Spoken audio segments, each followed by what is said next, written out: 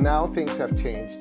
That's another quotes that I have read in your story, your stories in the mainstream media in Boston. Life has to be taken in different ways, especially you as a marathon runner, that we're going to talk about that later as well. Leave the tragic moments of the Boston Marathon. But you, as a police officer, even though that all these recent videos about police behavior with other citizens, some of them, I would say, innocent, none of those videos have been in Boston, though. And we have done a lot of content about it, how to prevent that to happen. But the whole thing have changed in the world. It's not only because of those tragic tragedies and big, let's say, events that could happen anywhere in the world, but also this city is much safer than decades ago. And but still, the diversity that is in the city is not reflected in the organization of the police.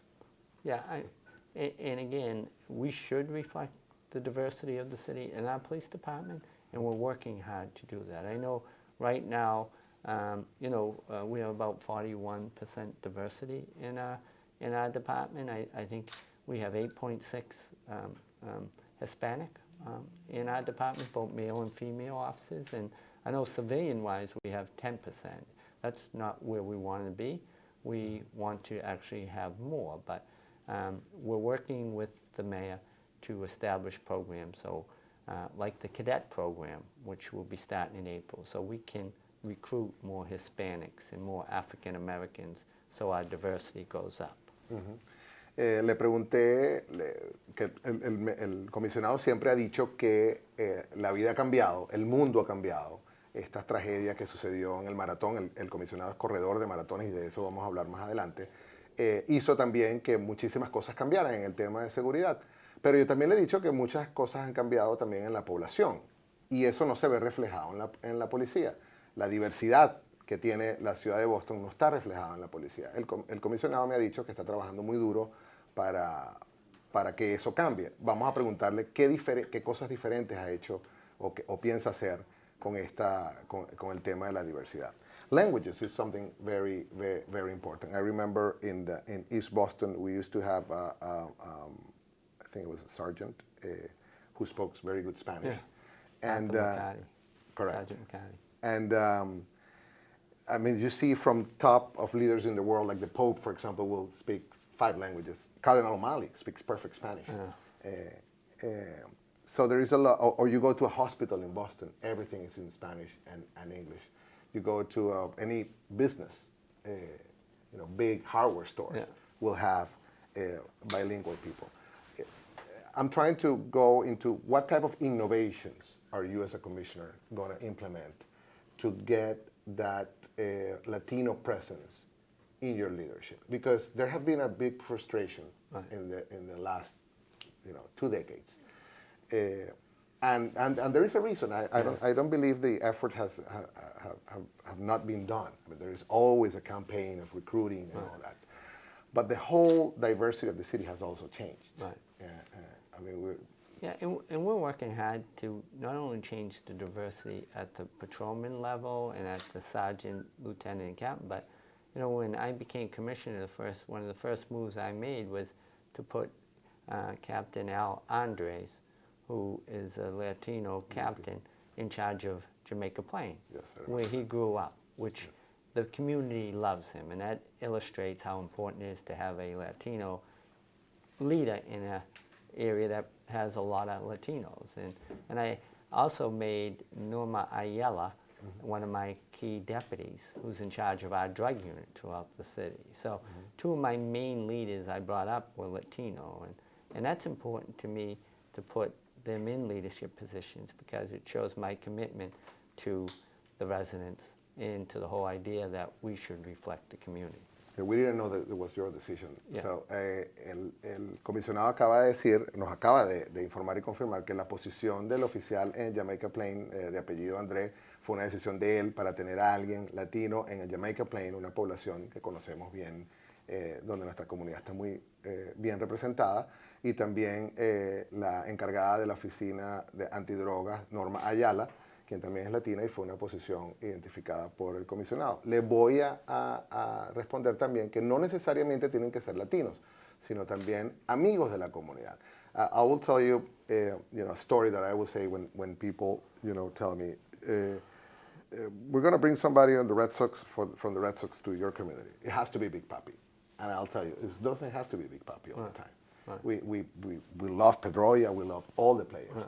So the message here is, if it's difficult to find Latino leadership, what we need is leaders connected to the community, right. Connected in such a way that if we have a festival, not only having the officers with weapons and but officers maybe on stage with us, right.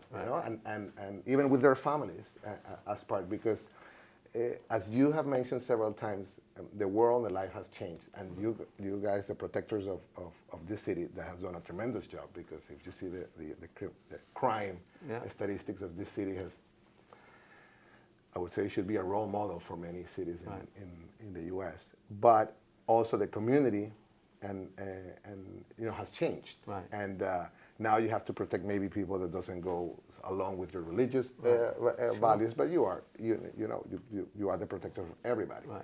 So there is a message from the community, a kind of a request, and now that we have the opportunity to have you, to have a more embedded police leadership in the community. Right. And that doesn't mean they have to be Latinos. Right. That means that maybe the next interview have you in East Boston and no, and I think that's important. Especially over in East Boston, where we have a large immigrant population, that they see me out walking the streets and meeting them, and we try to do that with all our police officers. We want them out of their cars as much as they can get out to interact with the community. I know Captain McCormick's over there. He does a lot of work with the Latino community and the immigrant population. Again, to tell them about issues such as, don't be afraid to report a crime. Even if you're illegal immigrant, we respect everyone. We're not going to report you to anyone. We protect people's human rights. We don't care what your past is. We want you to be able to come to us if you need our service. El comisionado, después de haberle comentado lo importante que es para nosotros tener al liderazgo de la policía conectado con la comunidad, no necesariamente tienen que ser latinos, sino el mismo liderazgo, tenerlo a él en las calles de East Boston, conociendo a la comunidad, es muy importante para nosotros.